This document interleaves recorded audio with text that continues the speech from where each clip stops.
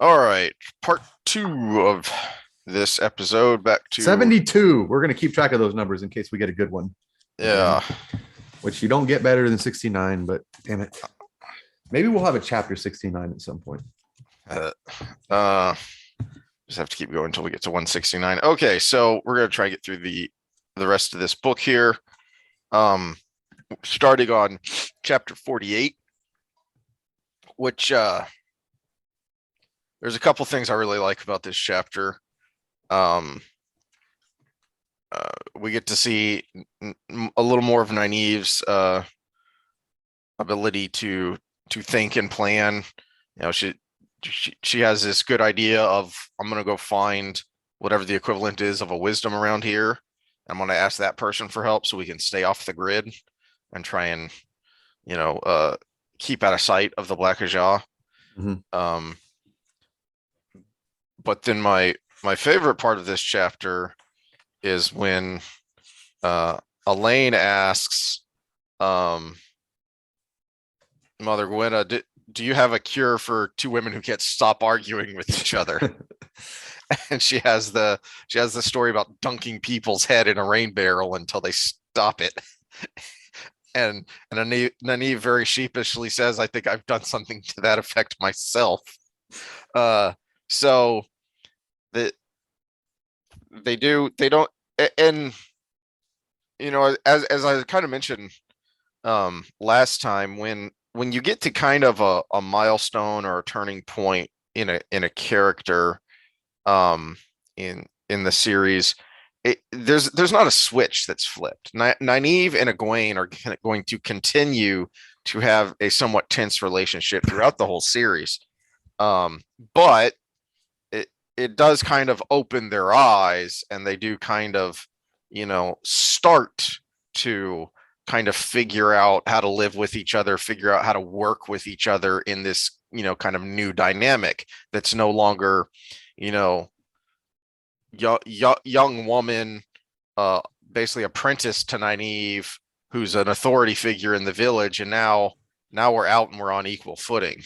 Mhm. Um, Well, and with young women, this is, uh, please do not put me on some kind of blast, but I've worked with a lot of women. I've worked with a lot of women over the course of my career, young and old, a lot of young volleyball women, a lot of boot camps, etc. And this seems to be more of a female trait, though you will see it in men as well. Again, everything's a spectrum, overlapping bell curves, the normal disclaimers. Uh, but young women want to be older until some point in their life, they all of a sudden want to be younger, and there's a flip that switches, and so it's Egwene is the worst thing you could tell that young woman who wants to be older is to address maturity and use the word age. And at that point, she can't get through her thick skull that years matter, not because of the specific age, but because you've had time to go through more things and have more experiences. Now, someone older can be naive because they were sheltered or something along those lines. But when you're living life on equal footing, years matter because of experiences. You have just been exposed to more things because you've had more time. Uh, and I think that's the conflict here, because Nynaeve knows that fact, even though she can't get it through her own skull. When someone older like Moiraine is like, no, you haven't lived life, girl. And she uses the word girl, and that flips Nynaeve off. Well, it's the same relationship, just towards Egwene, and Egwene wants to be an adult at that age, especially. And Nynaeve is like, no, you got so much to learn. And that's the tension, I think, that's building up here. Did I derail us? Nope. Nope. We do meet another fun, smaller character. It's going to be around for a while. Sandar. Do Yes. you have any thoughts on him? Uh, Not one of my favorite characters, but I think that's because of how he develops later. In this book, he's pretty cool. Uh, but to me, he's kind of a filler character. Hmm. But it's great in here, but I think later on he just becomes a filler character. Yeah. Um, the very end of the chapter, um, I think is an interesting thing to note. Um, because one of the things that Egwene is sniping at Nynaeve about is this intention to try and live like they've taken the oaths, and Egwene is sniping at Nynaeve about how she's twisting the truth in order to not lie. Um,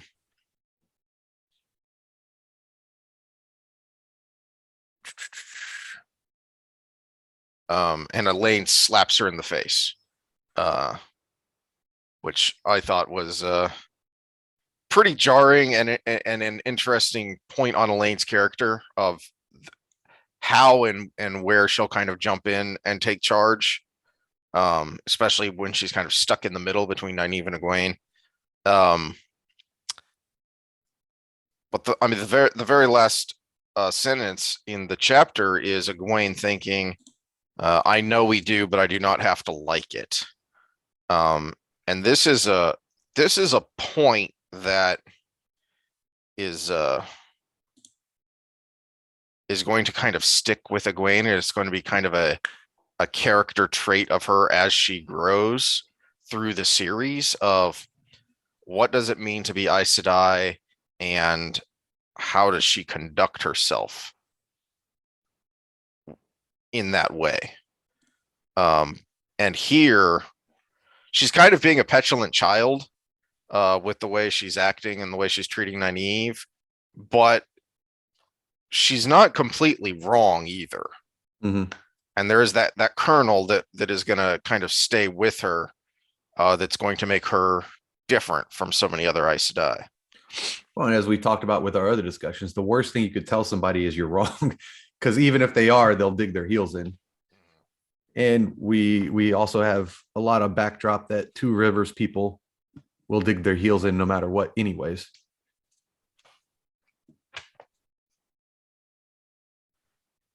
Um, So I did kind of get distracted for a second there while you were talking. I was looking at the comments from last time. So we'll address those at the end of this. Uh, Scott had a lot of thoughts. Scott's back in the house. He has a lot of thoughts. Uh, Everybody, be more like Scott. Let us know what your thoughts are, so we can all banter back and forth. um, before we get to Matt in chapter 49, we've got a little section here with the girls, finishing up with them.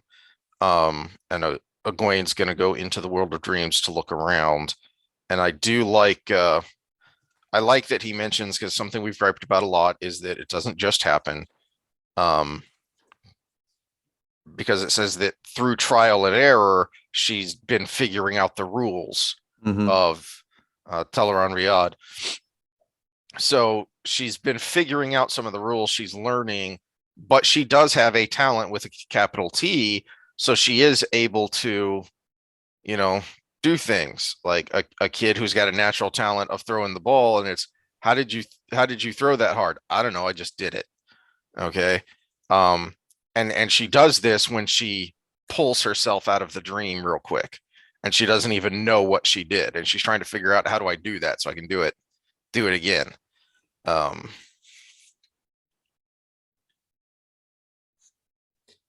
Yeah, working with athletes, uh, some of these people, they're going to be good at almost anything athletic they do. Just pick your sport. I trained a pitcher who played on the professional level, but he was also a junior Olympic swimmer. Pick your sport, and of course, there's a lot more money in baseball than swimming. So he can throw 95 miles an hour, 96 miles an hour before he had a strength coach. It was the same thing with Egwene here. she's going to be good at something no matter what. It was the fact that she got out of her village Mhm. that expanded the horizon. And now all of a sudden she's in this realm of I can be one of the most powerful women in the world, and I've got this other gift. Uh, all it takes is a little guidance at this point. It's going from 96 miles an hour to 99 miles an hour. Unfortunately, in her case, she could die in that process, but Yeah, there's it's definitely that. yeah. Um,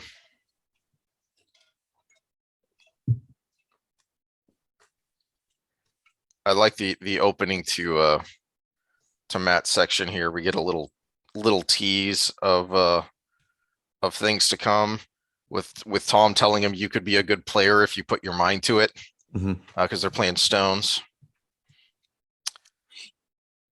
Again, I wish they would have done. I wish they would have done poker here, but again, that's me nitpicking because of the game theory background. But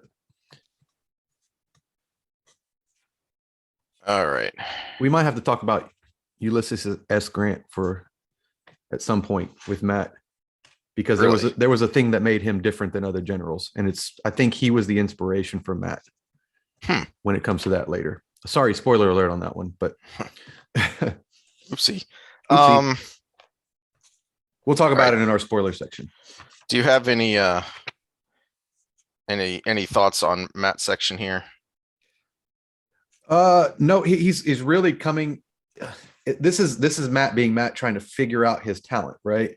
Hmm. So he's doing the stones, he's doing all of that, but this is kind of where, if I'm correct on this, this is where he figures out that randomness is key. Yes, He needs to because take advantage of randomness. he's they've been going to every inn, and they haven't found anything, and he's tired and he's wearing out, and he realizes he's just walked past 3 or 4 inns.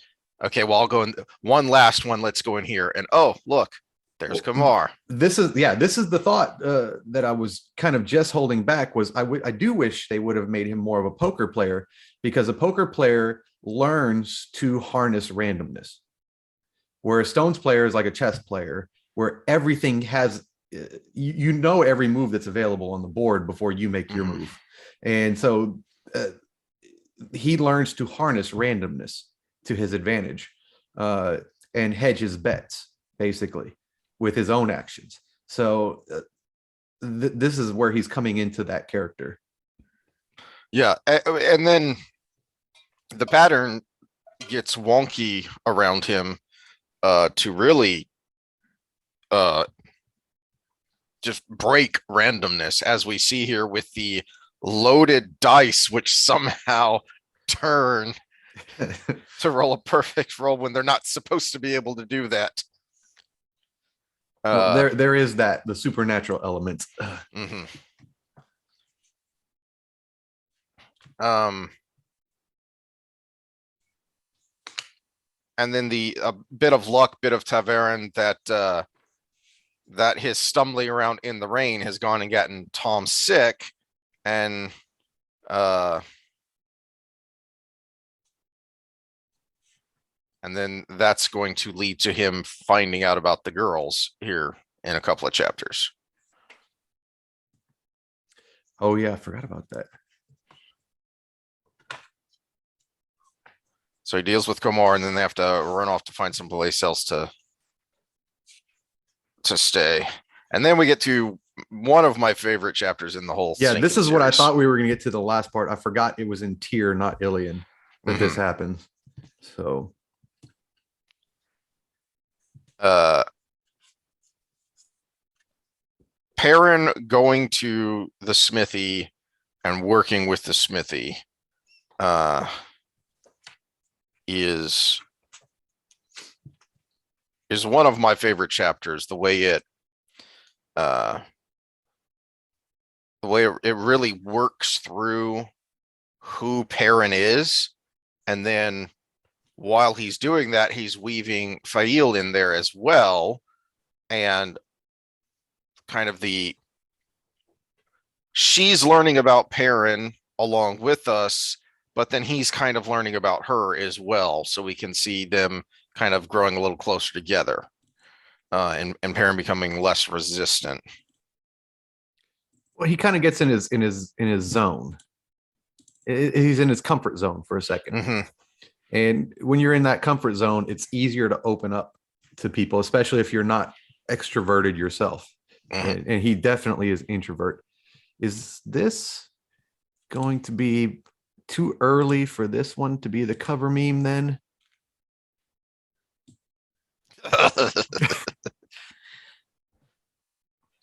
um, well, he's still working on that. Yeah, we haven't got there yet. We might have to Um, wait. Yeah, that might be book 4. That might be book 4. But this is the setup for it, though. yeah, because Yeah. I mean the very last the very end of the chapter is first he told her, I'm going to have something to eat, and then I'm going to think about a hammer. And then to himself, and try and puzzle out how I feel about you, Falcon. So he, there is this duality of he is quicker to accept his place in the pattern than the other two, but he still has to figure out what that means. Mm-hmm. Because he, as I talked about with his resistance to Fail, he doesn't like that the pattern is forcing things on him. He understands it because there's an important piece of work to do here, as he would think of it. There's an important piece of work to do here to, to help Rand, to help the dragon and get ready for the last battle. But he doesn't like it being forced on him, and he doesn't think he's ready and doesn't know how to get ready for it because he's just a blacksmith, as he thinks so often. But the working through it, working the hammer, helps him, as you say, he's in his element. So this is meditation for him. That for him, this is meditation. For some people, you clear your head Mm-hmm. if you work out, because those repetitions and the physical exertion on your muscles helps quiet your mind because you're focused on something, and that's the kind of person Perrin is. Well, and like on when it's a nice day out and I end up with a cancellation or something, I go for a little 45-minute walk that gets me into some trees and nature, and I kind of just lose myself for that 45 minutes. This is what he does with his work. And Mhm. and I think it's actually one of the best descriptive pieces in all of the books when Jordan goes through that process. Obviously, he had to study smithing Mhm. to do it, but also the mental part of that, like we just talked about, the meditative quality of that. The way he describes this is one of the best little pieces in the whole book, in the whole series, realistically. And it's very understandable why it's one of your favorite scenes, because it's just so well written. We also get a tease that something may be going on the same here in Tyr as it was in Ilion, because his apprentices Just walked were out. complaining about bad dreams and then just left. And the crusty old smith thinks that's just stupid. Uh, um, Oh, we can't miss this moment. The smith talks about his work and he says fine stroking. Zareen. So yep. yep. Perrin's a fine stroker. Fail. Hold on to that, man. Um, That makes me think of the freaking video you sent me yesterday. The bro science, the yeah. power lifter girl, the calluses on her hands. I was like, ouchie. Uh, Talking calluses. all right. Well, Oh, sorry to derail it, but That you were right. That was one of the funnier ones. Um,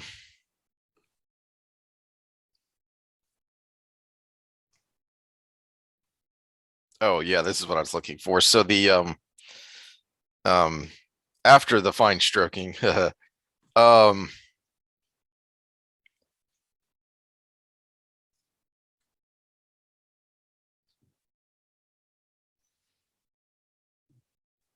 yeah. So they have this moment, it's 596 on the paperback. They have this moment when he's done where Ajala the blacksmith tells Perrin to take that hammer and keep it, to keep the hammer 480 he in was the using. hardcover. 480. And so that they have this moment because they understand each other. They inherently understand each other. And just remember the one day, man. Just you remember it.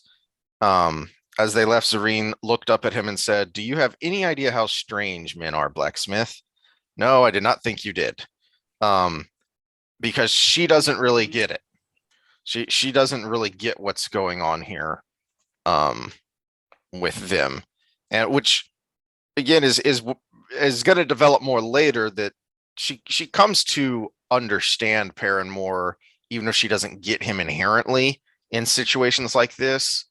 But that's what makes them complementary, because he's just a blacksmith. That's all he wants to be, and she's more extroverted and aspirational.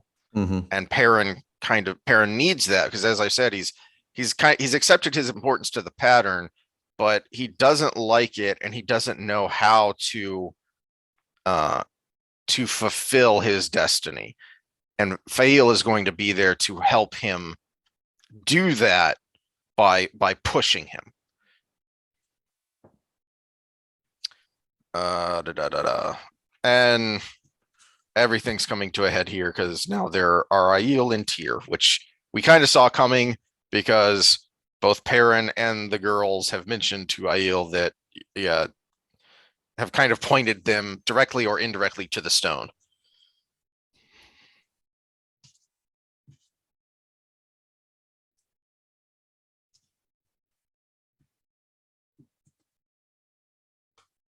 Do you have any more thoughts on that Well, I'm chapter? quickly reading through Land's interaction with Hmm. Perrin after he's like, I am a blacksmith. And Land's like, don't get dumb on us. Yeah. And then Perrin starts to stand up for himself, but then it gets derailed by Moraine. Yeah. So he is coming to his own. He actually stands up to Land at this point. Hmm.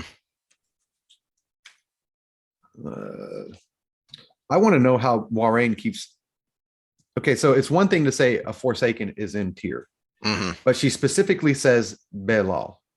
Yes. And I'm like, That how does she know Samael is Lord Brand? And how does she know Belal is Lord Salmon? How does she know specifically which one is which? That's what I want to know. And I don't think it gives a good explanation of that. No, I think that's one of those things that's just supposed to be uh mysterious. Kind of we mentioned a couple of times in the Great Hunt where Moraine does something, or when she just shows up again at the end, and it's we don't know we don't know how she did this. We're just she's left with some of her mysteries. So that she's awesome, But and we we're don't not always know but why. we're not left with this mystery because in the Watchers chapter, we get her mind, and she was still basically where most people in this age were when it came to the Forsaken, trying to learn about them. Hmm. So she couldn't, to me, she couldn't know. Maybe Samael because he had very overt tendencies. But for someone like Belal, who is a little bit more conspicuous, to know exactly his tendencies enough to know that he's the one that it is. To say this person, we've seen this pattern where someone rises to the top real quick, and we've got Forsaken on the loose. That might be the Right. pattern you find, but to know the specific name of the person is where I'm gonna have to go I'm looking that up later and see if that was ever addressed. well, Because I've never, in all of my rereadings, I I've just never bought the figured it out. companion. So I'm going to see if there's a section on Belal that gives a lot of details about his personality. Because he's really one of the ones you don't know a whole lot about. Yeah.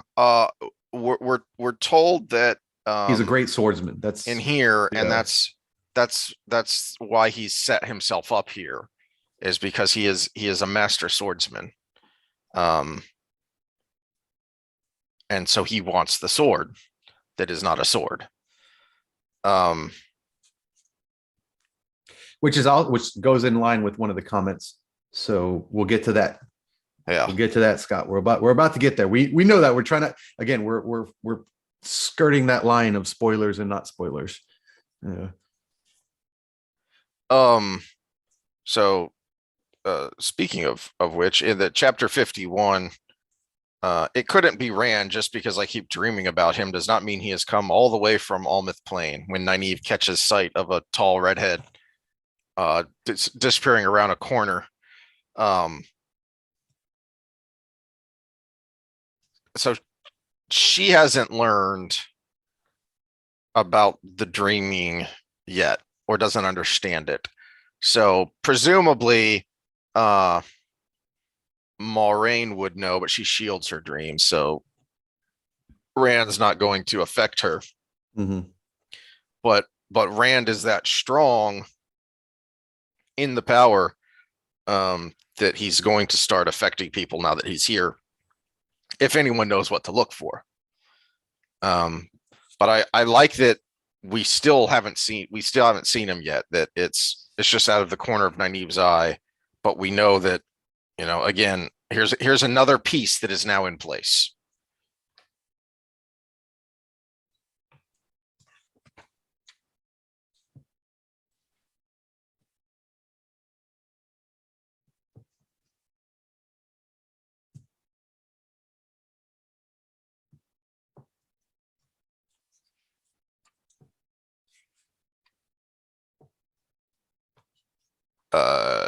Thoughts Uh, on the Black Ajah capturing the ladies?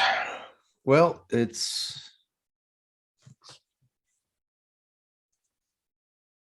is where Sandar is actually slightly interesting Mm-hmm. because we can go back to our guilt and shame conversation. This is what real guilt feels like. Mm-hmm.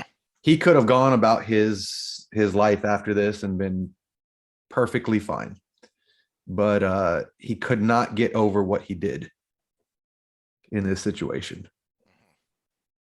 Uh,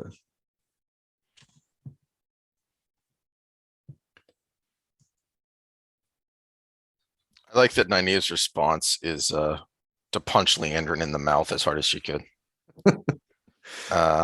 So get more about Nynaeve there, but then also the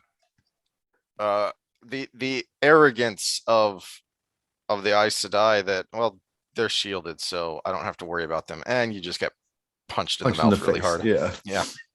Yeah.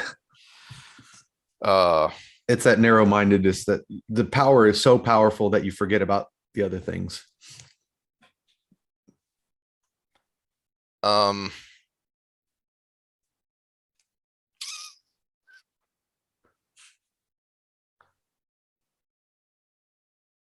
and then that leads to what I'd mentioned before of Tom's getting sicker and sicker. So now they go looking for someone to help, and then they just happen to find Mother Gwenna. Um,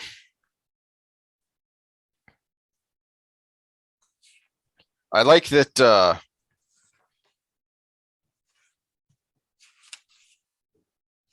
I like how depressed and despondent she is when she answers the door, and how uh, Tom being a tantrum throwing patient kind of brings her out of it.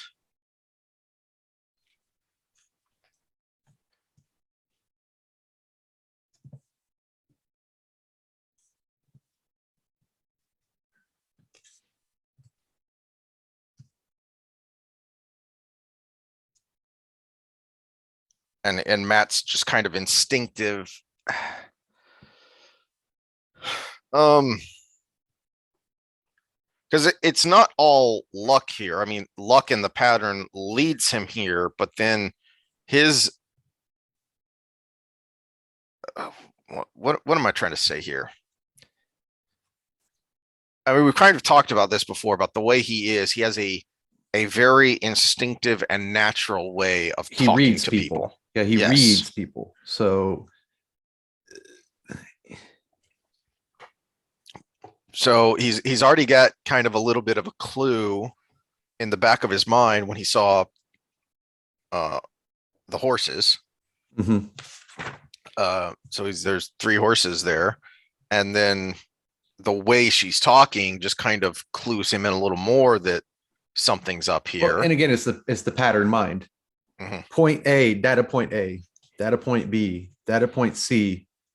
Ooh, starting to look like, sound like, and act like a duck. This might be the duck. And then his lead into it, talking about Swan basically, and getting her comfortable to talk to him in a roundabout way. It's kind of like dating when you're trying to get to that point where you're trying to figure out if they're attracted to you. You start talking a little bit in innuendo, and if they respond back in innuendo, you go a little bit further, and then they go a little bit further, and then you're just basically doing it. So I think there are a few steps between there, but yeah, well, yeah, yeah, sure. yeah, yeah. I'm shortcutting this, but that's kind of what it was. He's like, I knew someone who talked like you, and she comes back with, I kind of know someone who talked like you, and were they two girls? Okay, yeah, and then so it's the dating game is really what it is, only for a different purpose.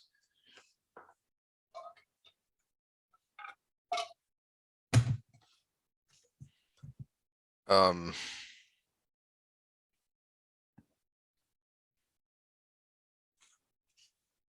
oh, Matt does know about the Black Ajah, doesn't he? Because Lanfear told him, I think. Mm-hmm. So, because he initially thinks, oh, Aes Sedai, oh, they're fine, and no, they beat the crap out of them, and the girls fought to get away. So, uh-oh. Um,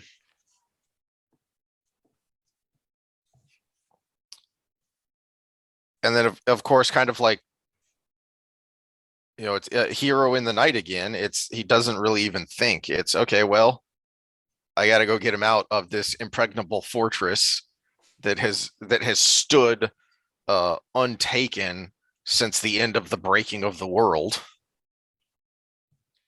Well, and you see a little bit in impulse, not before we get there, because he punched the wall without knowing it. Mm, He yeah, that's finds a good out point. Yeah. where they're at in this thing, and she's telling him that he punched the wall, and he's like, oh shit, I did. And that's kind of a foreshadowing of all the events that are going to unfold.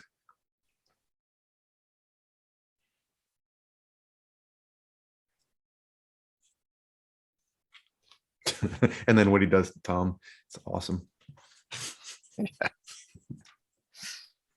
Uh, I've enjoyed knowing you, Tom. Um, chapter 53, A Flow of Spirits. Uh,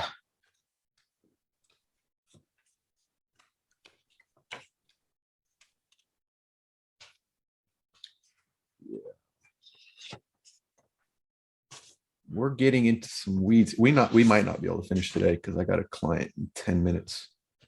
well, uh, Or we can come back to it this afternoon if we want to try to finish. So if you see a hiccup, it means we came back to it. mhm. But we can get through a flow of spirit for sure right now. Well, we've I don't know that we've seen this in action, but we have seen a number of times where Moraine has made it clear that her mission comes above everything else. And now we see it here in the way she's very cold and calculating when Field trips this trap that was Mhm. meant for her.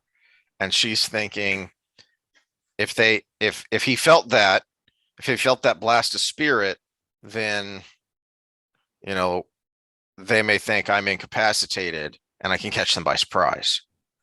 Um, so we've we've seen her talk this way, but I think this may be the first time we've seen it in action. That she is very cold, calculating, and I'm going to leave this person uh in whatever harm they're in right now, because what I have to do is far more important.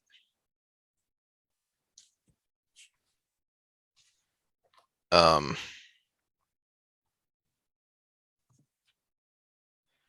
and then to your point, then Rewind for a second because we get the first moment where Fail tells him he should wear a beard.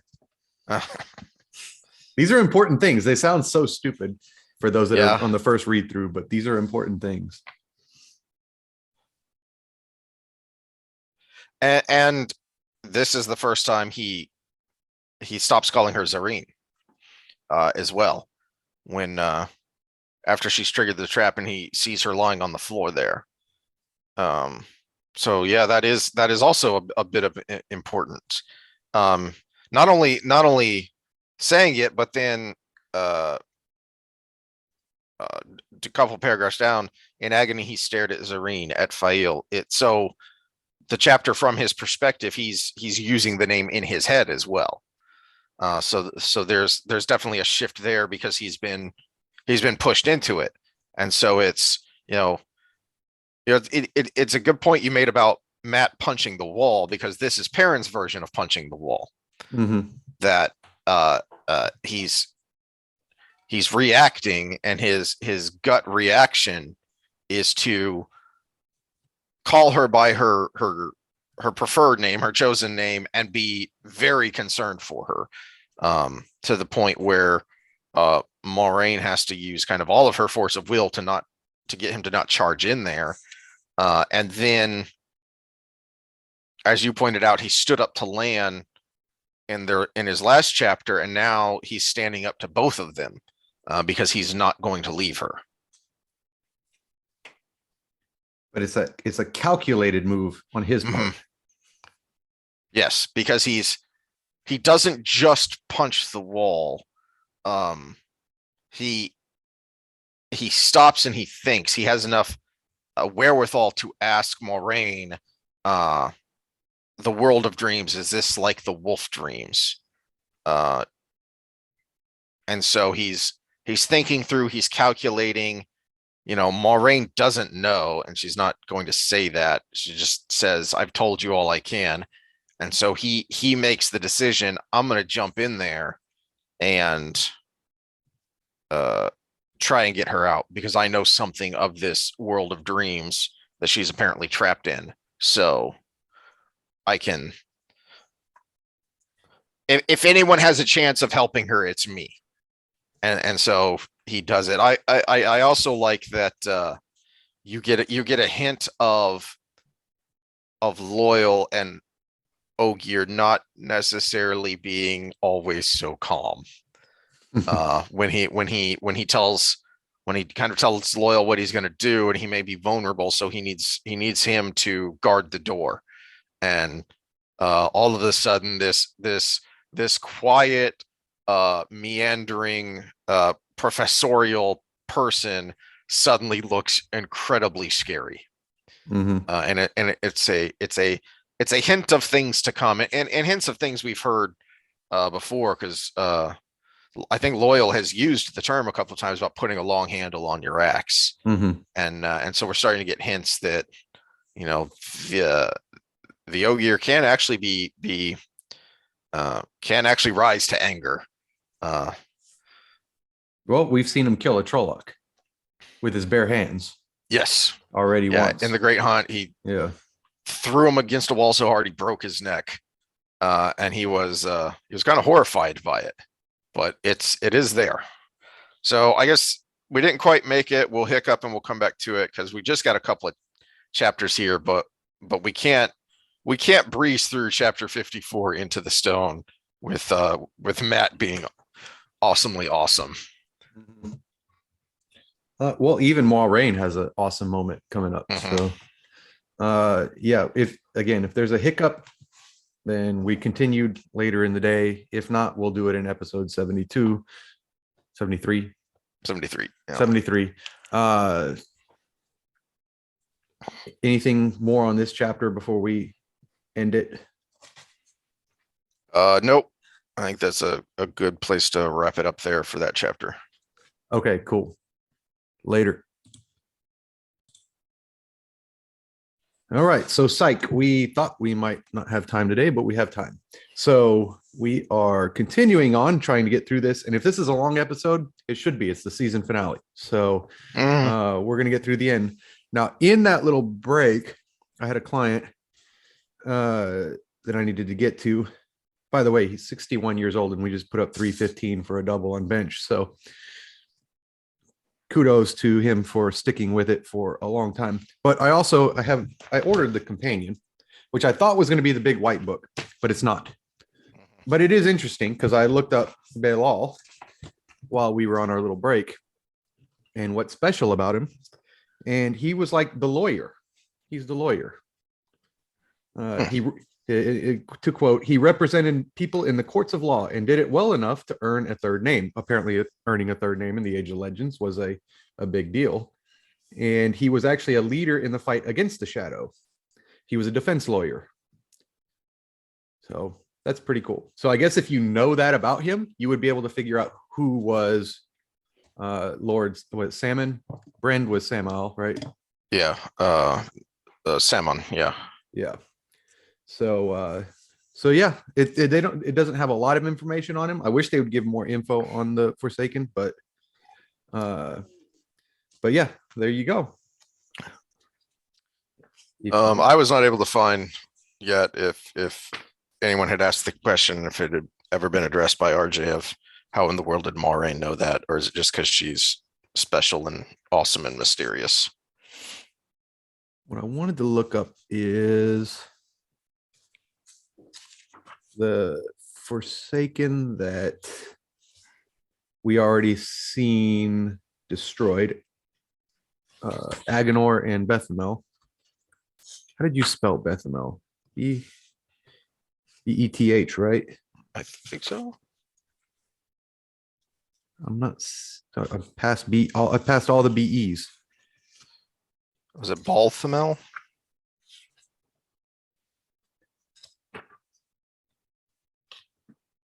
Well, they may have them under a different name that we don't know yet if you're reading through for the first time. Yep, that's a good point. Let me see. Which one was he? The one that starts with A, right? Yes. Maybe I should save this for the spoiler section. Yeah, why don't we just go on and then I'll look that up and we'll address it in the spoiler section. Well, we have a great action chapter here of Matt being awesome. Chapter 54, Into the Stone. And of course we've already kind of set this up with the fight against Galen and Gawain when he gets surprised by Aiel and he's actually able to fight them off a little bit until he just gets knocked down and surrounded. Yeah, and we have talked about him being kind of possibly the best fighter in the series, but realistically, it's not an even comparison. As I brought up the basketball analogy, it's like who's the best center, who's the best guard, who's the best. And it is Balthamel. There we go, Balthamel. He didn't have 3 names. Oh, they got a long section on him.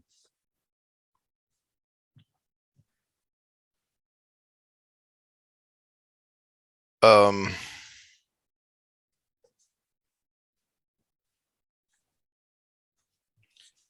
like the conversation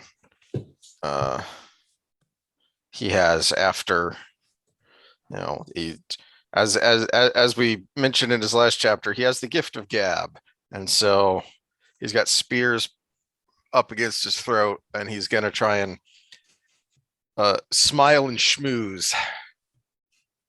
Just a Is little his bit. It's funny because if you know further on when he plays Maiden's Kiss, it's a Mhm. little bit different game, but he's still. Well, and we get a little bit of hint of that with a young woman's voice. I'm gonna guess that's Avienda. Um, uh, Says you've danced well for when caught by surprise. Perhaps another day I will have time to dance with you properly. He started to smile and frowned instead. He seemed to remember I meant something different. So yeah, already getting a little hint of that. Um,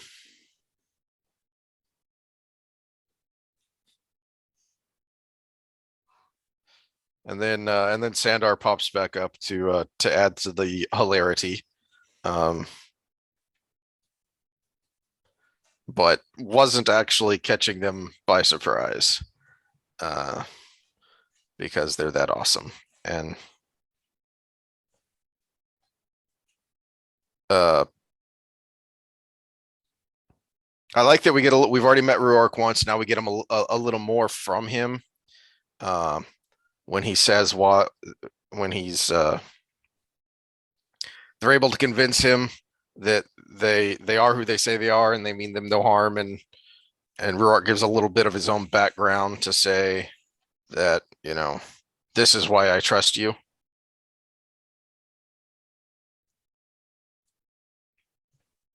Where are we at? I'm on page 633 is where Sandar shows up and then Ruark introduces himself as they're talking. Yeah, and they're basically questioning each other why they're looking at the stone. Of course, Matt. I just wanted to walk in the moonlight. Uh-huh.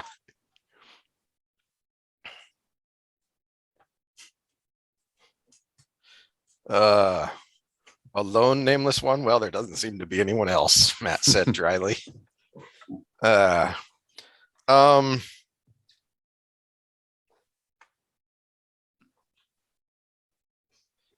and then, And Gall's there apparently. yep, You know, Gall's all there. Some, the reuniting of all mhm. the earlier introduced Yeah, characters. all these pieces coming together. Um, I like that what's about to happen here. Matt hasn't seen the big kaboom. He didn't see that. That was Rand that, blew up the Trollocs when they were sneaking into the Yes. chapter house. So it may seem a little out of sorts, except in Matt's mind, all he's doing here is making a distraction with lots of sound and light and smoke. That's why he's got them all bundled together. He is genuinely surprised when it blows a hole in the side of the stone, and that gets that creative mind a flowing and thinking for things down the road. Yeah, I as li- he puts it, he wants to stir the anthill a little Stir the bit. anthill, but then Yeah. he's not sure he can trust Sandar, so he jumps through the hole he just made and then realizes, oh yeah, that's what the point of this was to bring everyone here, and I just jumped in the middle of it. Don't. Oops.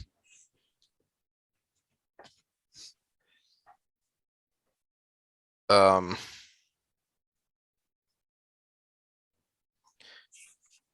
and then we're going to switch back and forth between the girls and Matt for a bit. Um, Well, we get a little bit of Rand too. da, da, da, da. Like two, well, technically 3 paragraphs. Oh But yeah, yeah. that's him. That's him.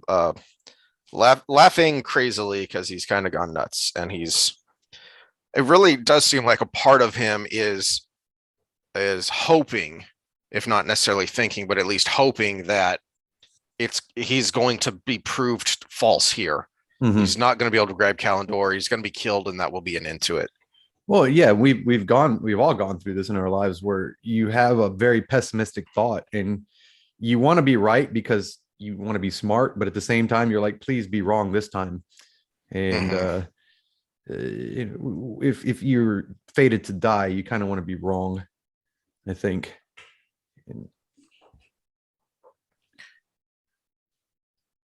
But when we do get back to the ladies, we're kind of getting what was started last time when I was talking about Elaine slapping Egwene and them having to try and figure out how to live with each other, work with each other, and kind of reform their dynamic with each other.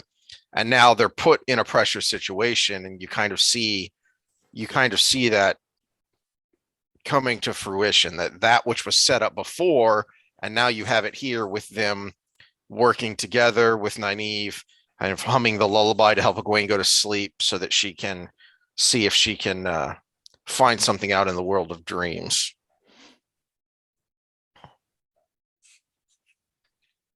well, and this is actually our introduction to how interactive the world of dreams is to the real world. Mm-hmm. There's been hints at it before with Varen and her scar and everything, but this is like the first proof to the pudding kind of thing.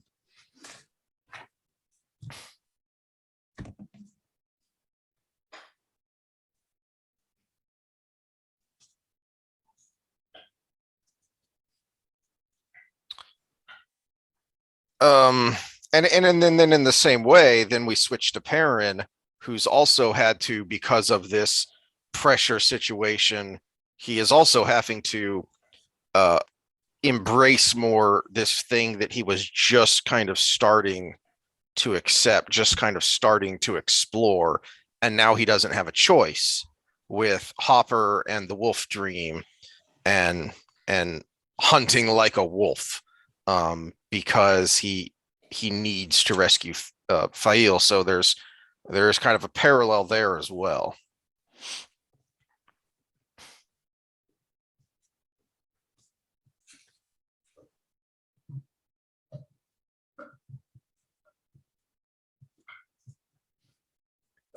I'm kind of wondering where all these people are coming from, though, that he's fighting. Who Perrin? Yeah, because he's in the dream. The way I read that, the way I've always read that is that, well, maybe not always, but when you find out later about it, I think these are people who were pulled here to be to stand guard. Uh, by Belal. Yeah. It just seems so out of character with what they just went over. If he's not taking care to mask his dreams, he's really sloppy in the dream world. How would he be so precise at this point? Well, because the little hedgehog thing was a trap, so this was already set up in advance. So that was part of the trap, is what I assumed. That these um either so either the hedgehog created this kind of nightmare within the world of dreams Mm. that included these things that would stand in the way of anyone trying to get to the target of it, or as part of the trap, people were pulled into the world of dreams to fight and to participate in this.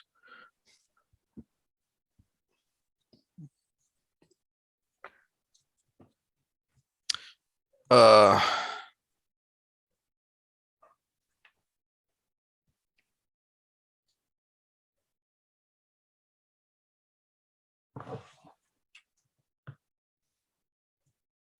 I like uh, I like the switch back to Matt for a little bit of comic relief here, because his flippant attitude has not changed. This ragamuffin is starting to annoy me. Um, I don't remember when I first noticed this name of who he's fighting. That will pop up again way down the road, and I think it may have been like on my third reread where I was like, "Oh, hi, Lord Darlin. Oh, hey, I know that guy." Mm-hmm. Uh, that this is going to pop up again. That name is going to pop up again later, and RJ is just kind of inserted in here as kind of a almost a throwaway.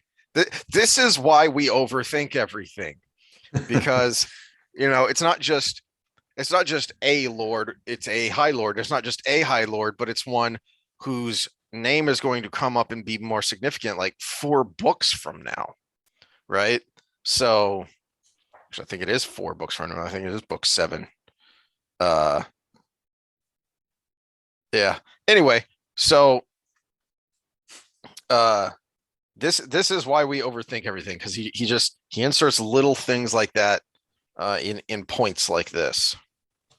I do love the stories do not tell you being a hero is such hard work. Yeah.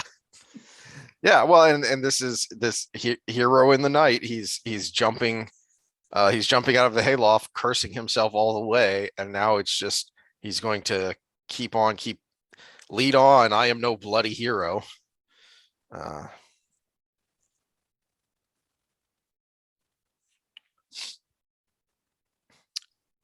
um, but he has seen that he can now. He's willing to trust himself to be led by Sandar now because he's proved it, and that's good enough for Matt. He jumped in after him. He helped him fight defenders and high lords, and so all right, I trust you now. And we get a little bit of the luck here. Apparently, he accidentally knocks out the guy that would have been too much for them to handle, according to Sandar. Did they give a name on him? Mm, just another half-dressed high lord. Yeah, because I mean he didn't kill him, so I'm wondering if he's one of them that pops up later too.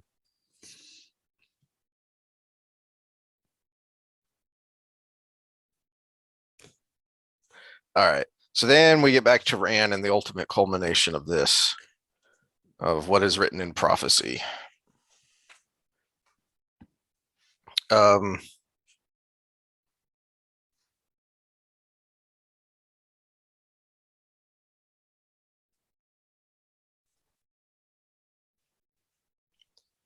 and we get another of these strong hints of Balsamon is not what you think. So there's more here, as he tells Bilal, you know, you, uh, do you think I will cower for you now, grovel before Forsaken when I have denied the Dark One to his face? Is that what you think? Bilal said softly. Truly, you know nothing. Uh, so more hints here in the middle of this climactic fight that doesn't turn out to be much of a fight because Moraine shows up and does Moraine things. Mm-hmm.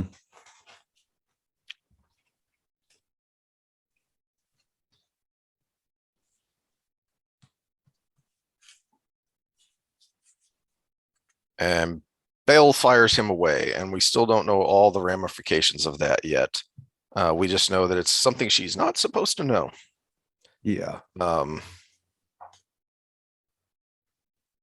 Well, and and she, we don't get into all the ramifications yet, and I think this might be a little plot hole too, because what we know about future ramifications, we don't see any of that in this moment because there has to be effects because of where he was position wise, power wise, plot point wise, as far as weaving his nets like he was considered the net weaver. yeah, Um, but we can get into that more Spoiler section. in the spoiler. Remember to bring that back up. Yeah, well, it Um, has to be because we don't know that part of Balefire yet, as of the mhm. books. Yeah. um, and then of course Moraine is still poking and prodding Rand, who's still reluctant until Balsamon shows up and things get ugly. Uh,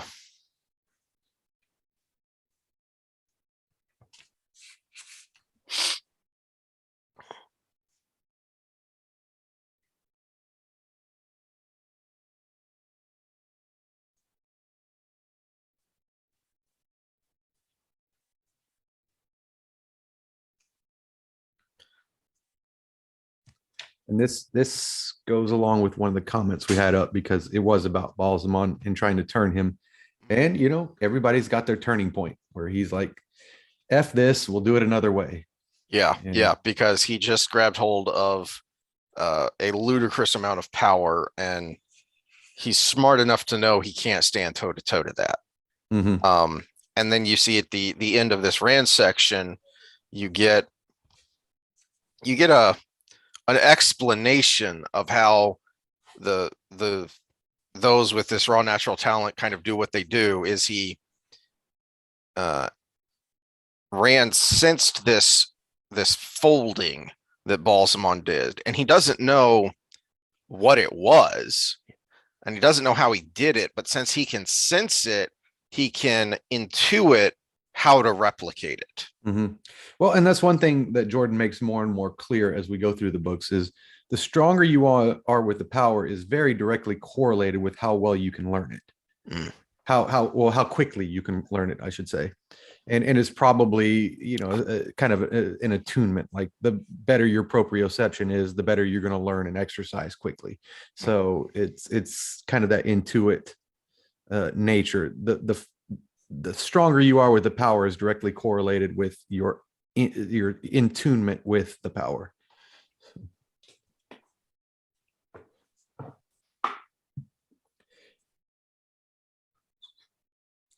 Which is good that he went down that route because it makes these quickly developing characters such as Nynaeve and Rand and Yeah. everybody make more sense.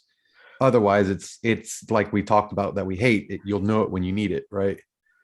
Okay. So, do you have uh, an idea of what happens in this next section? The Egwene Um, section. yeah. So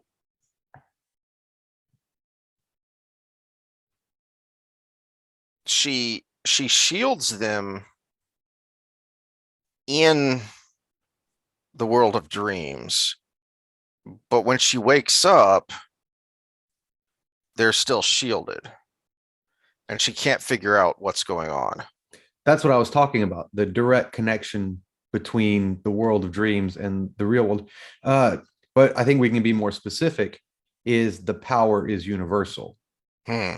across all worlds, whether it's the dimensions, whether it's the world of dreams, and again, the world of dreams being the hub. And we could probably postulate that the power comes from some central source, like the world of dreams, as well as things like the ways and uh, what ultimately happened to Shatter Logoth and everything. It all kind of bubbles out. The world of dreams is the actual real world. Everything else is a projection of that in some way, shape, or form. Is kind of my theory on this, Hmm. the quantum physics theory of it. The world of dreams is reality. Everything else is a manifestation of those things. And the power being kind of one of those universal things that comes out. So if you shield somebody in the world of dreams, they're shielded in real life. Or when we talk about the concept of the soul, you die in the world of dreams, you're dead. Versus you die in the Mhm. real world, there still are other projections of yourself across all these other worlds.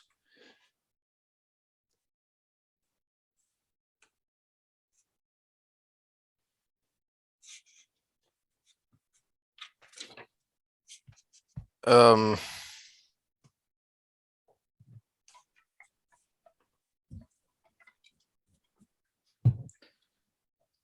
Again, something that came up only during this reread where we're talking about the metaphysics is this concept that I'm kind of set on now, and we can all debate it. And Scott and everybody else, other than Scott, please comment that mhm. my hypothesis throughout now is the world of dreams is the actual real world. Hmm. It Everything does make a lot of significant, sense. everything significant that happens in all of these books from in the first three that we're going through, and we're about to have a finale that is Mhm. basically in the world of dreams, and all the way through the eye of the world, et cetera, et cetera, et cetera. Everything significant is only significant through the world of the dreams. That makes an interesting amount of sense. And this is something I had not thought of before, but it certainly uh it certainly melds well with what with Varen's explanation way back earlier on about the one constant through all the mirror worlds Mhm. is the world of dreams. It is overlapping and running through everything. So that certainly makes a lot of sense. And there's a slight bit of irony that it is a talent in any of these different worlds to be able to tap in to the world of dreams. Yeah. So there's something about, in answer to my question, there's something about how Amiko is not all the way asleep seems to be part of it, because that's when they wake Egwene back up after Matt opens the door. She says, "Why did you wake me? I must understand it. If I loose the bonds on her, she will wake and I'll never catch her again. But if I do not, she cannot go all the way to sleep. And Matron Cotham, what under the light are you doing here? Rescuing you, you ungrateful women." It this is what this is why I said that this is really kind of the beginning of Matt's strong character arc, because we hadn't seen a lot from his perspective because of what was happening to him with the dagger in the first two books, and now we're getting a lot more from him. And this finale here with him rescuing the ladies and being snarky about it and then being snooty about it is one of the things that really sets that off, because it really just, you know, is the is the cherry on top of this story arc of Matt's that has been happening since he first woke up from the healing, and we got that first, series of perspective chapters from him. When we kind of circle back to their first interaction as three with him now, where they're trying to bully him into doing something, Mm-hmm. and now he went above and beyond, and they end up kind of taking the same position they did before. Mm-hmm. In his defense, he thought it would be different. Yeah, and from their perspective, all right, so they were working it out on their own, and they're very prideful. They brought Sandar, who they are not happy to see. So that puts them in a bad mood. And then he scolds them for knocking out Amiko. Well, it's also funny that Nynaeve is the forgiving one when it comes to Sandar. Hmm.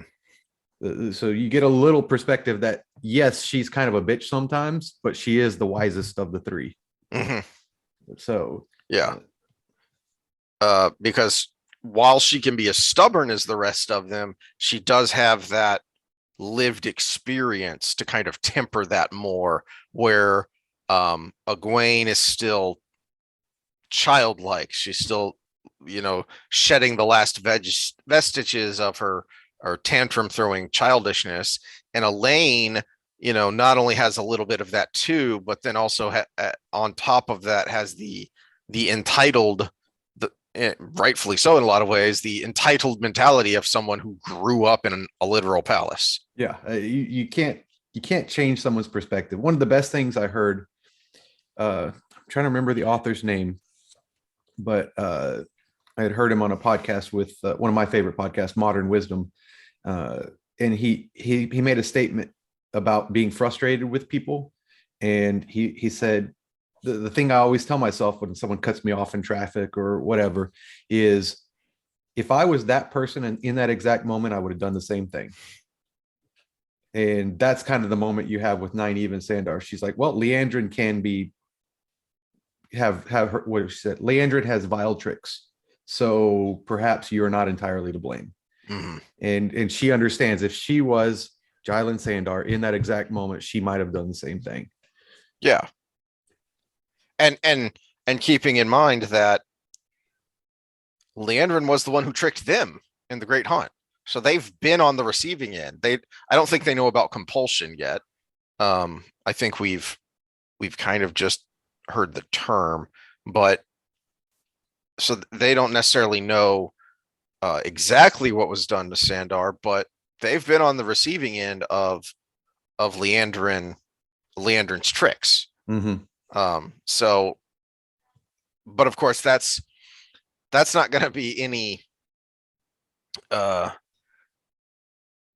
that's really not going to soothe Egwene since she's still raw from what happened to her with Leandrin's tricks. Mm-hmm. That just makes her hate Leandrin all the more.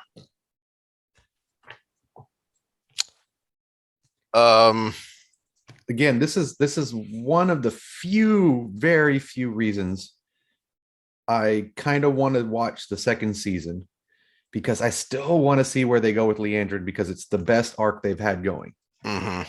And I would love to see how they mix her with the girls going forward. I hope they don't do something stupid with it, because that was the one good thing I think they had going with the show was Leandrin. Do you have any thoughts on Perrin? You know, finally rescuing Well, Fail and it's his puzzle solving abilities. mm-hmm, Realistically, that, oh, I shouldn't be looking for Fail. I should be looking for the Falcon, mm-hmm, because that's her representation. And again, we're talking World of Dreams here, and everything's a reflection of what they really are. And what she really is the Falcon. mm-hmm, What he really is the wolf. So his real soul is the wolf, but in the world that is the the the Wheel of Time series, the world that he lives in physically, he is Perrin. I guarantee you there is reflections of that world where he is actually the wolf, mm-hmm. where he is young bull. And so his real manifestation is the wolf, again, the real world. And her real manifestation is the Falcon. So I think that's, again, we're getting back to that metaphysical, but it's the play in here, and he figures that out. But Yeah, he figures it out like a puzzle. that's a good point, and it's a good foreshadowing because the Perrin and the Wolf Dream is not something that's going to go away, obviously. So Mhm. it's a foundational point for what you just talked about explaining how the really naive Egwene Rand Elaine are able to learn so quickly in large part because they are so powerful. And Perrin's got some of that too in the Wolf Dream, is he's able, because of the way his mind works, he's able to figure out some of these puzzles.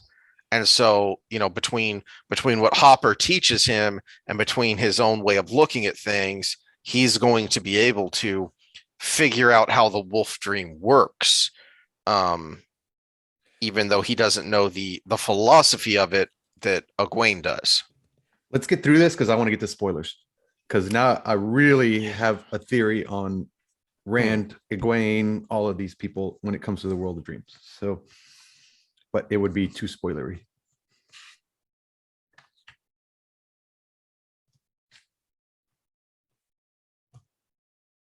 Um,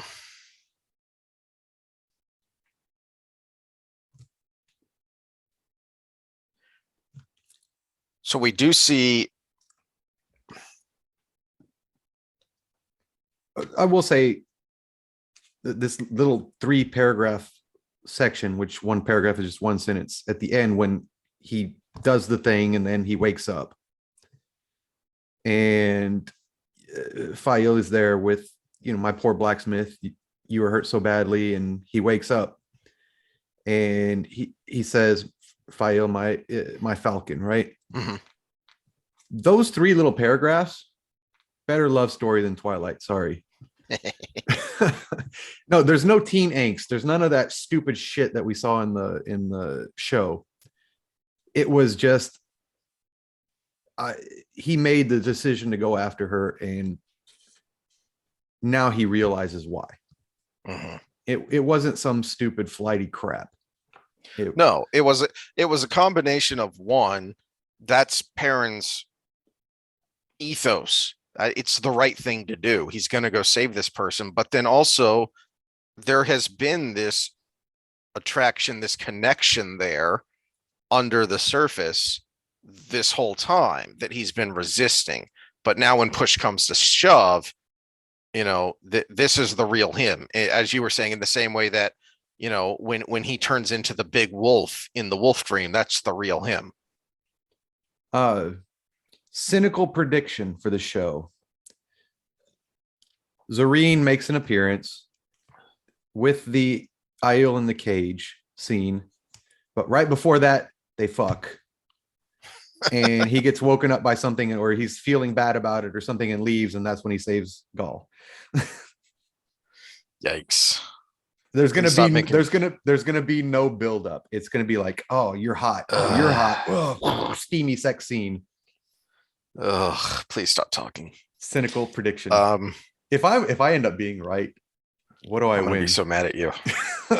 you win a terrible season 2 to go with a terrible season 1. I'm gonna skip to the end, which hilariously is page 666 in the paperback. I still need to get my shirt. I saw a shirt watching a math podcast. Sorry, guys. But he had a shirt that said 333. I'm only half evil. So the very end of this chapter, after he's killed Balsamon, and he thinks, I have done it. He thought, I have killed Balsamon, killed Shaitan. I have won the last battle. Light, I am the dragon reborn, the breaker of nations, the breaker of the world. No, I will end the breaking and the killing. I will make it end. So he's kind of going over and this isn't out of nowhere. This is kind of, we've been seeing these kernels through all these little snippets of Rand that we have seen on his mad run across, a whole freaking continent to get to Tyr. We've seen this building. It's been there the whole time. And now we see, holy crap, you're kind of nuts. You're kind of nuts already to think that, one, you can kill the devil, and two, that you have the power to basically remake the world. And Moiraine says here in the epilogue is, this last chapter is, you saw a body. Yeah. You didn't, you think the Dark One has a body?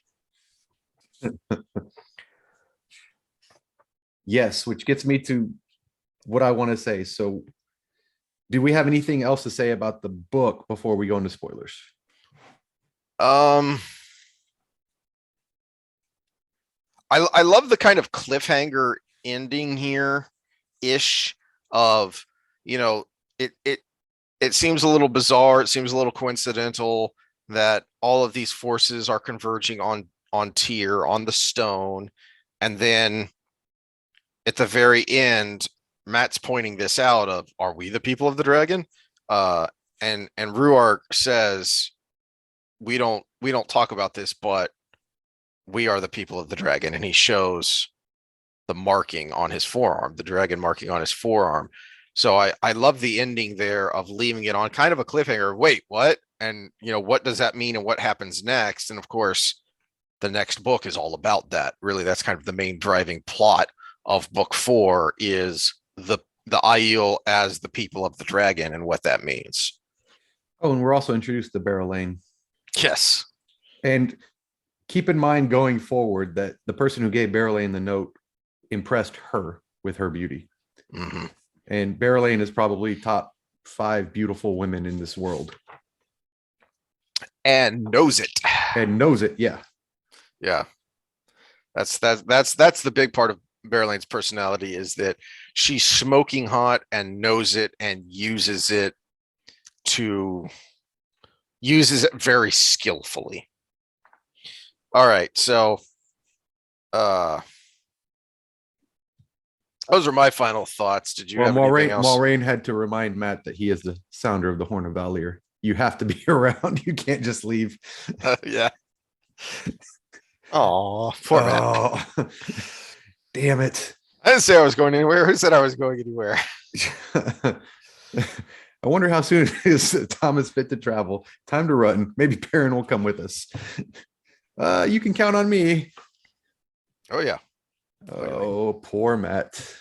All right. Well, that ends that book, and then we'll start to get into book 4, The Shadow Rising, next time, which is another one. I really think 3 and 4 are the high point of the series. They truly are. Especially taken as a whole. From beginning to end, both of these books are just great. So now we shall begin the spoilering. So if you're reading along for the first time, go away. Uh, Well, I did look up Balthamel, and he is in both. He has two sections to himself because he's technically two people. I did look up, so it is BA, but he is also under Erengar. Those that have read all the books will know him as Halama. All right. He was a historian, and he would frequent the taverns of the lowest sort, a lover of the ways of the flesh even more than Agenor, and he was an avid pursuer of the opposite sex and delighted in various perversions and excesses. Unlike Grendel, he had no desire to collect pets, but he wanted to sleep with every beautiful woman he saw. He had a temper and could not be controlled, and he often did not try to. Supposedly, more than once, he came very close to being punitively bound with the power against doing violence, despite his position on an institute of higher learning. He enjoyed consorting with the rougher elements of society, even criminals, to a degree which brought considerable censure. So he basically was a professor that kept getting in trouble. Some considered that his strength in the one power is the only reason he was not dismissed from his post.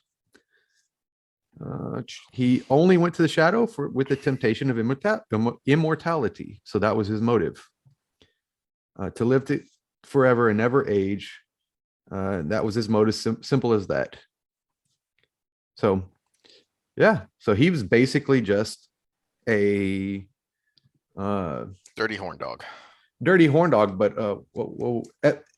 Epicureanist that where the Epicureans were, we might as well enjoy the sins of the flesh because there's nothing after death. He was, well, shit, if I can enjoy this and enjoy it forever, let's go ahead and do that. So that's kind of, I'm glad I bought this book because I like getting the insight into the different characters that you get very little from.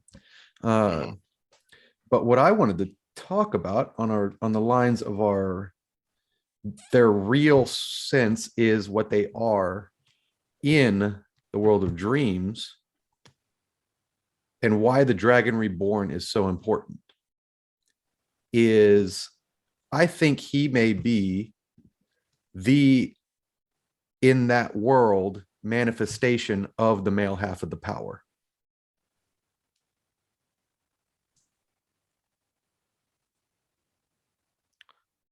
Well, that makes a kind of sense. He's called the avatar of the creator. And he Luce Theron was the counterpart to the Emerald. He was the Tamarillan. It's said at some point during the series, certainly towards the end, he mentions it. So that's an interesting thought. So then are you saying then that he's not so much a person as an avatar, as a manifestation? I think everybody in this world are avatars. So the real world is the world of dreams. The world we're reading in is the meta, is the virtual reality. Well, we do find out later that souls that are bound to the horn exist in the world of dreams. So there is a connection there between souls and the world of dreams, and that's where the heroes that are bound to the horn are conscious of this fact, and they exist there while they wait to be spun back out again. So Well, there's a connection there. well, and we can get to our concepts of why the different Tavaren have different characteristics too. Uh, in the real world, which is the world of the dreams, Perrin is a wolf, and I would bet that Elias is a wolf in the world of dreams. But he in this dimension, he is a person. He is a Hmm. probability. He is that person that he was that soul that was born as a person, but in the world of dreams is a wolf. Hmm. And that's why it's so rare, because it's like a mutation in a virus, right? It's something that pops out accidentally in these different probabilities. Remember, the dimensions are probabilities.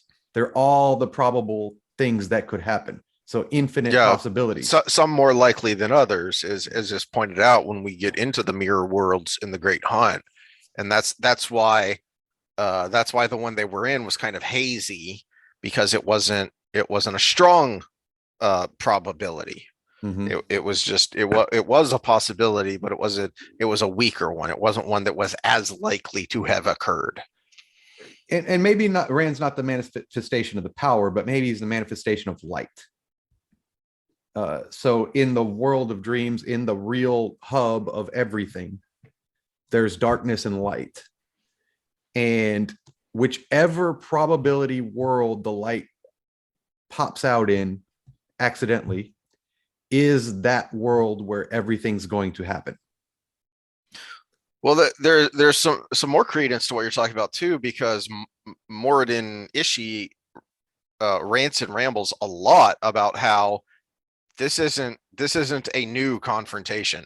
Beyond just Ishamael versus Luce Theron and now Mm-hmm. Morden versus Rand, it goes back to infinity in his discussions of this. So if Rand is the avatar, the manifestation of light, and then Ishamael is the avatar, the manifestation of darkness, and they swirl around each other, constantly being spun out, constantly having to push back and forth against each other. Mm-hmm. And again, it's whatever his the avatar of that essence that is in the hub world. I'm going to call it the hub world instead of the world of dreams anymore. It's just we accidentally access it, or I guess not we, they accidentally access it through dreams, because it's kind of that moment in altered reality state.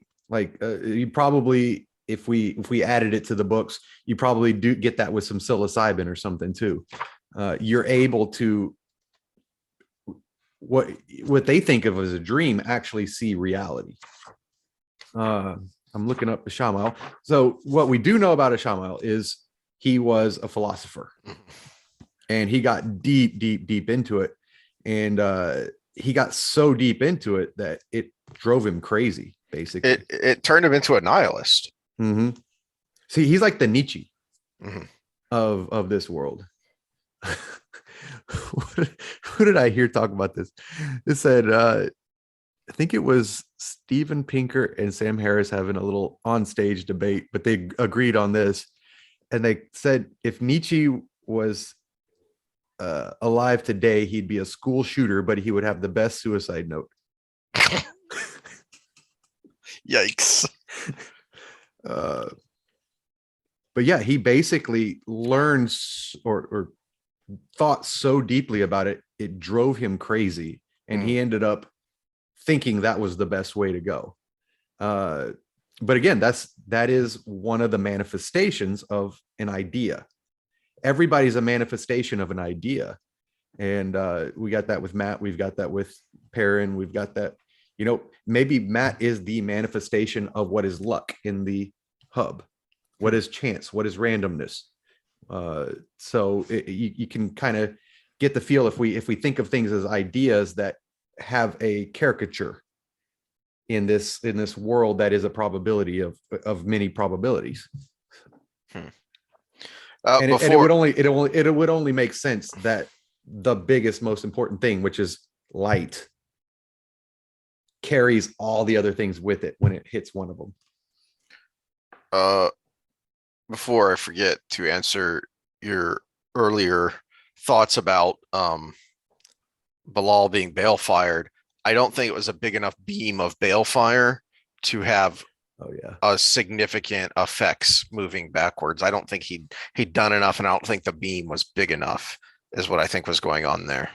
Because it was described as a bar that shoots out from her hand, so it wasn't a huge jump backwards, and he hadn't done enough, I don't think, to he hadn't done anything noticeable, certainly, like we see later with when that happens. I had another thought too. I don't remember what it was, I'm looking but through the comments real quick. yeah. So I guess Scott was commenting as he was watching along. Oh, Because is are there more? oh yeah. There's a number of comments from Scott on episode 71. So okay, so I'm glad he mentioned this, that because I was talking about I was making a comparison between uh Rand and what happens around him, and then Ilian and what's happening because Samael is there. Mm-hmm. And it wasn't quite right the way I was explaining it. And so Scott makes the point that what's happening in Ilian is because Samael doesn't care about warding his dreams, and so his darkness is seeping out into others. And so I think that's so kind of a better way to explain what I was trying to say is that his influence on the pattern is through influencing people. Rand is unique because he affects the pattern directly. So Samael and the other Forsaken push the pattern towards darkness by influencing people, by their own vileness kind of seeping out and infecting others through their dreams. Because the innkeeper woman, whose name I forget, she talks about how there have been more fights than usual. There's been, these, kind of negative things happening, people doing bad and evil things. The Ogier got up and just left because things were so creepy. So they push the pattern towards the shadow by influencing people towards the shadow, compared to Rand, who just affects the pattern directly. Uh, well, it begs the question of where on the spectrum are the Forsaken when it comes to Ta'veren? Because everything's a weave, right, in the pattern. Yeah. Ta'veren are just weaves that pull other weaves around them, right? So you could speculate that everybody's got some degree of that or another. And these are obviously exceptional individuals, right? Well, that's a good point, because we see, especially in the next book, we see Tam doing that. That he is a leader. So now I think it's more significant than that when we talk about someone who is labeled a Ta'veren, but there is an element of that to Tam, who's able to influence the direction of the pattern in Emond's Field because people look to him, people listen to him. He's able to, sway the village council with his wisdom and the way he can talk to them. So on kind of a more of a microcosm, we see that because things will shift in and kind of follow his thread. I think the best examples Arthur Hawkwing, right? Because he's not obviously the dragon reborn. He's obviously not the person that's going to save the world or one of the pillars that's going along with him, but he embodies something so great that he was able to turn the world around him. Mm-hmm. Now, what happens when that happens on the side of the bad? And we're not saying Arthur Hawkwing's even good or bad, because he was a conqueror as well. I mean, I guess the closest example would be someone like Alexander the Great. Yeah. Where he wasn't necessarily an evil person, but he was a conqueror of sorts, which involves evil acts along the way.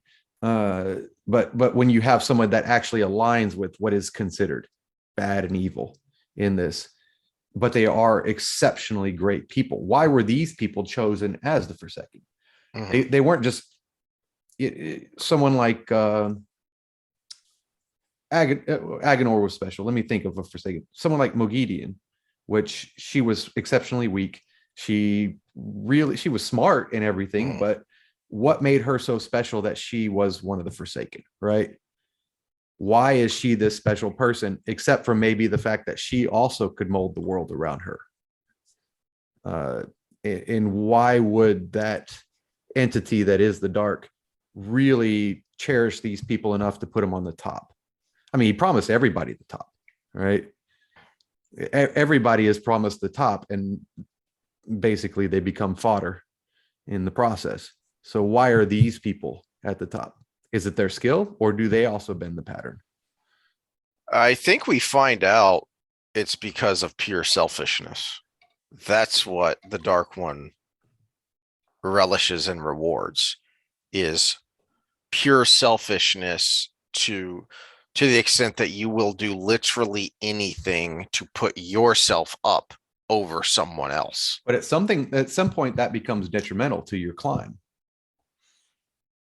But not to him, not to the Dark One, because the Dark One is pure entropy. He's pure chaos. So that only feeds, even if it becomes, and we do see this with the selfishness and their inability to coordinate.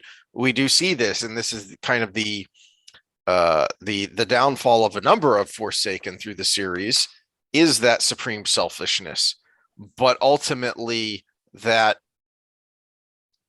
that benefits the larger goal of chaos for the Dark One, even if personally it hurt that individual Forsaken.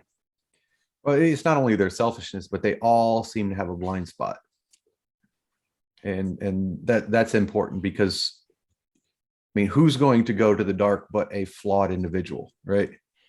Uh, and usually the motivation, as we went through a couple of them right there, is it never says why Bilal went to the dark, because he was one of the staunchest against it, but it also says not much was known about him. So I don't know. We might have to dig into him a little further to analyze, but Well, there is a the little bit other ones of are a lot more simple. uh I wonder if there's a little bit of demandred there of jealousy of Luce Theron. Because isn't he the one who there at the end says, "Do you remember when we first uh discovered swords?" So it was, apparently the way he says it is, it seems to be that people kind of rediscovered sword fighting, but it was like it was sport fencing, Mm-hmm. and then they eventually, as the world started to kind of crumble and become more violent, they discovered, oh hey, this can be used for violent purposes as well. And Bilal and Luce Theron were the ones to kind of rediscover that and be kind of the first sword masters. So it made me wonder if maybe there was some jealousy there, that uh, that Luce Theron was elevated above him. Hmm.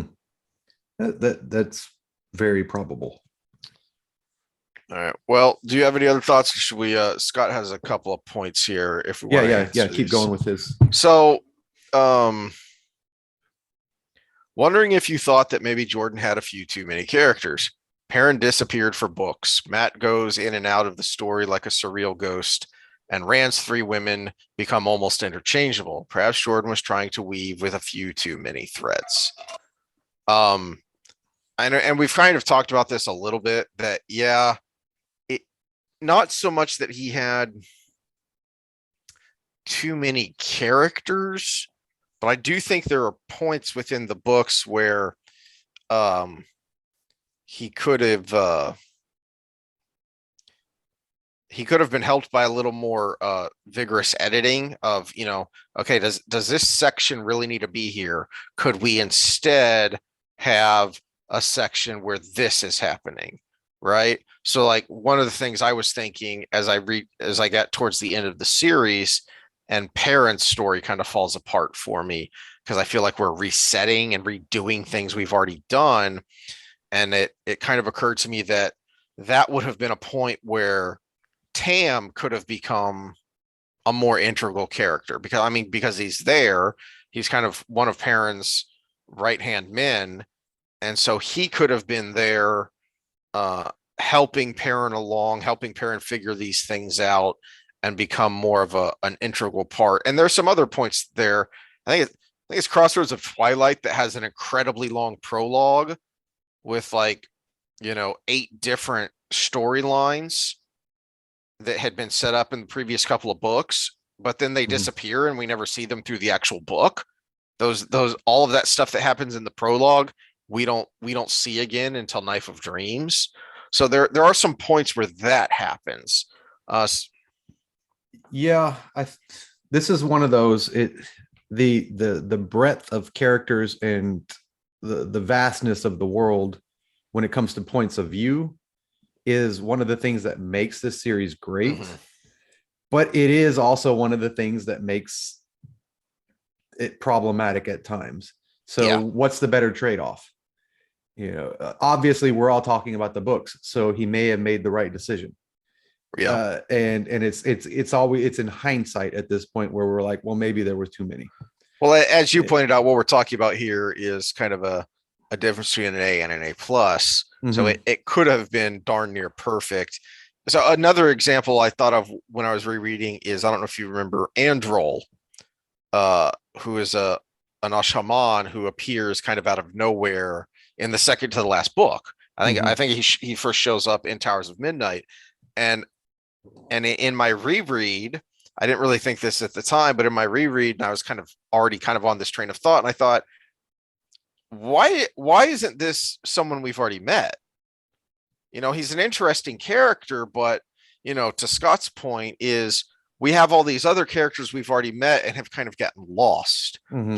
He couldn't be someone else that we've already met, either within the Black Tower or previously somewhere else who has now come to the Black Tower. Uh, Yeah, yeah, and he's probably right in the fact that we could have had one or two integral Black Tower characters mhm, that maybe we saw something from their point of view. One or two integral White Cloaks, one or two Aes Sedai other than the main three girls. mhm. You know, and it might have like made it more concise, more easily followed. I think I saw a meme that was like, random Aes Sedai that you meet, oh, probably a black sister, and you do get a lot of that going forward. Now with the main characters though, this is where I disagree because Matt Perrin Rand, the three girls, I think those 6 perspectives make this thing one of the greatest series ever. Mhm.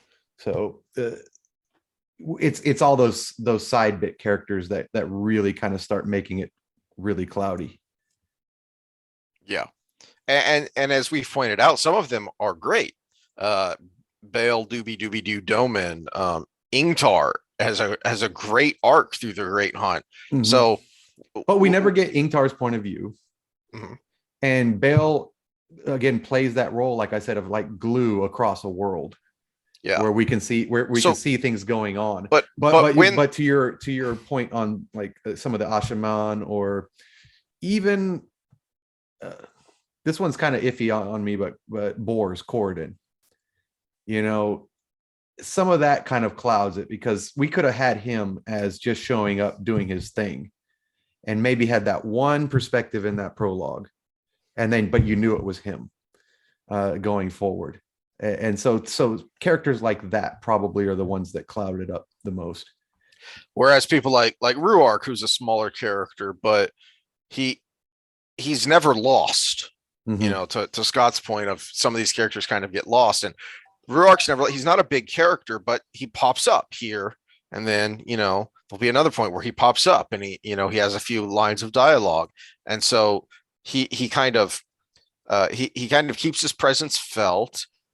He builds little by little so that we know who he is, and those are the kinds of small characters that really uh, uh, flesh out this world to make it so good and make the series so good. And to that point, it is a shame when some of those smaller characters don't get that thorough exploration that others get. Well, and again, I'm kind of talking myself into the dissenting opinion here, because like someone like Pavara's character later, yeah, that was actually a really cool storyline, and it's integral to Egwene making sense. Mhm. Egwene's rise to power near the end doesn't even make sense without Pavara's actions, Mhm. and that's what 3 books of lead up to that. So it's really tough to. It's just the matter of it's such an expansive series that you almost can't help that there's always a trade-off, right? Yeah. What makes it great is this expansive uh, viewpoint diversity, but at the same time, it is what makes it difficult to read and difficult to keep Mhm. up with. Mhm. Uh, so to that point, I mean, again, follow up with another comment on that. And what were some of the other comments? Well, I liked his analogy on the end of the series that uh The it's like show series or the book? the book series, Yeah. that it's like a soda bottle that's been open too long and it's just lost its fizz. Mm-hmm. So I think that's a good analogy of, you know, the flavor's still there. It doesn't have that, that bite, that hit, that fizz that it had when you first opened the bottle. Um, and I think that's a good way to describe it. Is it's not, you know, it's not bad. It's A versus A plus. I would say A minus versus A plus, but still, it's just disappointing, really, um, So more than anything. are you saying, well, not disappointing? Are you saying it's more by the time you get to book 13, you're in a little bit of a burnout No, no, versus? not that. It's just it's disappointing that we didn't get to see how RJ would have done it if he would have had his health and had the time he needed to do it the way he wanted. I think that's what we're saying here is, and that's what he means by lost its fizz is, but by the time we got to the end where Sanderson has to take over, then, you know, it's the flavor is still there, but it's just lacking something. Well, it's Uh, it's so when we talk nutrition, we always talk about habit eating or psychological eating. And one of the things is, have you ever gotten to those last 3 French fries that are cold and stale, but you still finish them because they're the last 3 French fries? yeah, by golly. And I think that's why we still watched the damn series on the show, because those Yeah. are the cold stale French fries, but they're still there, and we've already eaten the rest of them, and we love French fries. Well, So and we wanted to force ourselves to talk about them. Okay, now this I have to disagree with him here. okay, what's Um, this one? I can't stand Egwene. I'd say Nynaeve is the best character in the series. Egwene begins well, then completely buys into everything that's wrong with the Aes Sedai. She could have instigated real change. Instead, she insisted on continuing all the traditional stuff that makes the Aes Sedai so ineffective. Which is funny because I would agree with him there. See, I think there's some back and forth, some waffling on her part as she's trying to figure these things out. But uh, this is what I mean by character arc, though, because she does start off that way. Of you think she's going to come in and be kind of a Martin Luther and break the White Tower, kind of in that way. But then uh she kind of comes to a belief of, no, this is what being Aes Sedai means. This is what the White Tower is as an institution. And so even if you think she's wrong in that conclusion, it's a great arc of where she starts from and where she ends up being the leader. And she does ruffle a lot of feathers. She does change a lot of things. Going forward. She's I think necessary to put the White Tower on the footing it's going to need, because you're changing to a different age. The way they've been for the past 3,000 years just won't work, because so much of what they were about was because of the breaking, because of the prophecies of the dragon, because of all this stuff, and now you're moving into a whole different age. Well, and this is actually why I agree with Scott here, because Nynaeve is the better story for that exact thing you're talking about. Because Egwene goes back to the Tower ways, which is female channelers and the politics that go along with it. Where Nynaeve story arc is all about her own personal development, but when it comes to the power, working with the male and female version of the power together, like it was in the Age of Legends, where men and women work together. And so that Nynaeve actually ushers in a new age better than Egwene does. Because again, she does grow and learn the politics, but she ends up reverting to the female half and the politics involved, and still that separation between the white and black tower. Whereas Nynaeve with Rand together, they go together and they actually start and Flynn and that whole story arc where the male and females are watering each other and everything that actually is more progressive when it comes to the use of the power than what Egwene ends up doing. Well, it's definitely her storyline is definitely a good storyline, and it is more of a personal journey though than I think than what Egwene's is. Simply because of their circumstances of Egwene eventually being elevated into the White Tower, into that leadership, and so it becomes much more about the institution and its impact on the world as a whole, whereas Nynaeve's is more of a personal journey that then has an impact well outside the scope of just her personally. Mm-hmm. Uh, But I think we'll get into that more as Egwene's story begins to develop more, as we get to those points about the White Tower and all that.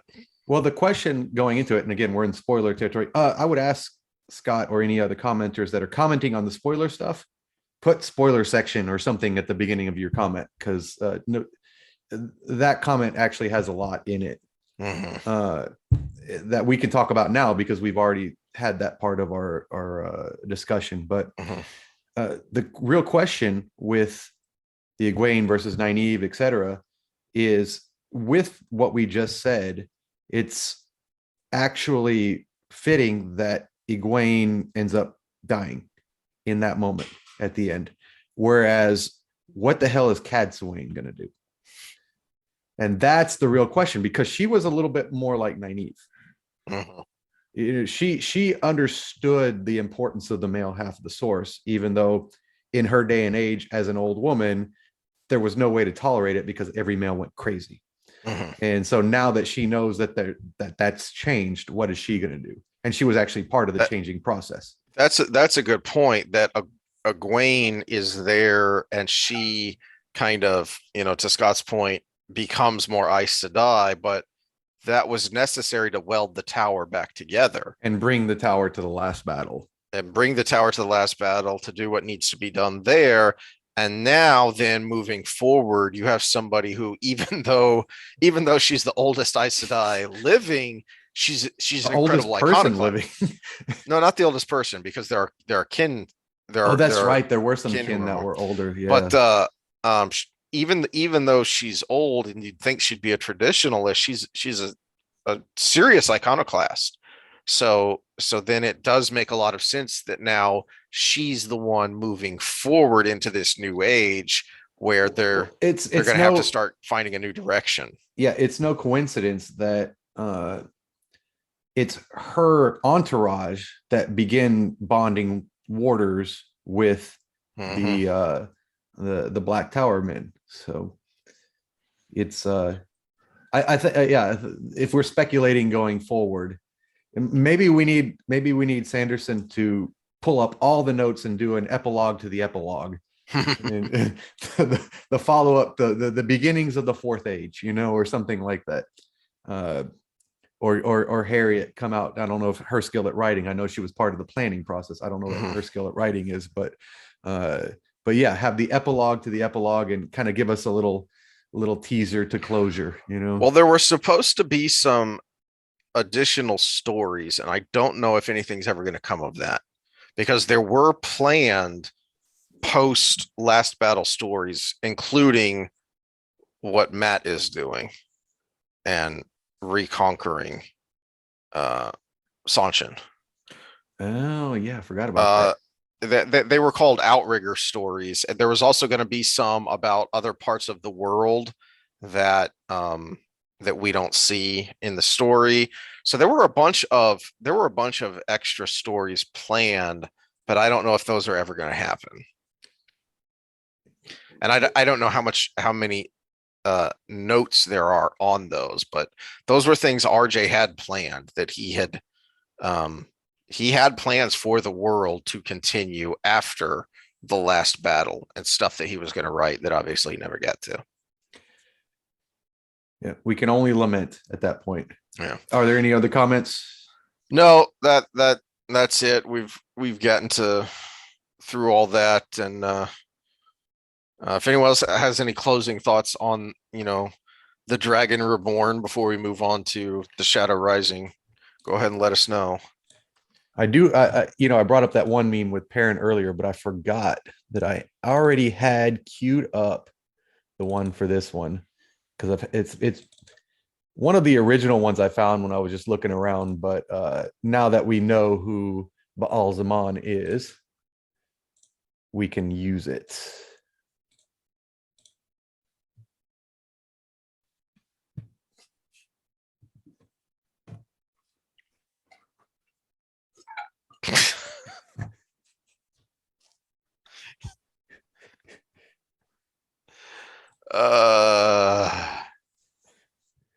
So okay. if you haven't finished this book, don't look at the thumbnail. If you've All gotten right. this far in the podcast, you already have finished the book, hopefully. All right. Well, that's all I got. You got any other closing thoughts? No, it's a beautiful day out. So I'm going to go sit outside for this hour I have because I got another full night of work. And I'll try to get these up tonight, including our annoying episode from earlier. And I don't even know how to write the description for that one. I'm so annoyed. But yeah, that's pretty ugly. All right. Well, hopefully we will have less annoying stuff to talk about next time, and we will see y'all then. All right. Again, like, share, subscribe. We didn't give any advice on anything other than read these damn books. And don't listen to us until you have. We'll be back probably Tuesday? Yeah, I think so. Tuesday. Are we going to jump into book 4 then, or are we going to go into another subject? I did have a request for a subject on social issues. Talking about the edge. I had a request talking about education system and addressing things like trauma and a lot of the things we talk about with these characters in this book. So maybe we can go down that road and see what we come up with. Yeah, and then hopefully we can get into at least the first few chapters of the Shadow Rising. Was there anything from this last one that might be a good regular topic for social issues like we did on the brain hemispheres earlier? Not that I can think of off the top of my head, but if I do, I'll let you know. Okay, cool. All right, we'll see everybody next time.